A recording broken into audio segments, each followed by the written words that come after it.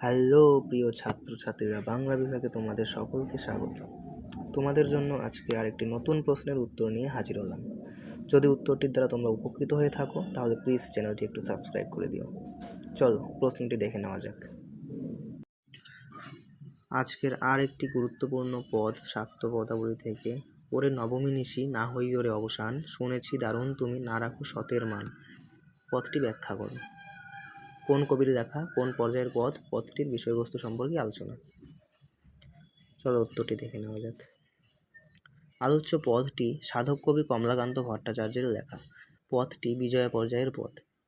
আলোচ্য পদটির মূল ভাব নবমী নিশীতে পরের দিনের আসন্ন বিচ্ছেদ কল্পনায় মা মেনকার বেদনার প্রকাশ এবং নবমীর রজনীকে প্রাণদাত্রী রূপে কল্পনা করে তাকে চলে না যাওয়ার জন্য আবেদন। এই পদে দেবী ভাব অপেক্ষা মানবী ভাবনার প্রকাশ ঘটেছে।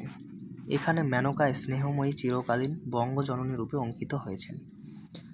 আশ্বিন মাসের শুক্লপক্ষে মাত্র 3 দিনের জন্য কৈলাসপুরী থেকে উমা পিতৃগৃহে এসেছেন। সপ্তমী অষ্টমী তিথি চলে গিয়ে নবমী তিথি চলছে। নবমীর রাত্রি শেষ হলে দশমীর প্রভাতে উমা চলে যাবেন। তাই মেনকা নবমী নিশিকে শেষ না হওয়ার জন্য অনুরোধ করেছেন। নবমীর রাত্রি তার কাছে অত্যন্ত নিষ্ঠুর ও কপট বলে মনে হয়েছে, কেননা সে সৎ ও সরলের মান রাখে না।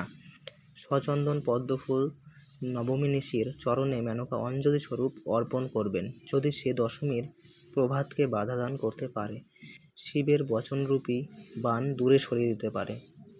কন্যা উমার মুখ দর্শন করে যে মেনকা সব দুঃখ বিস্মিত হয়েছিলেন, নবমীর রাত্রিতে তা স্বপ্ন বলে মনে হয়েছে।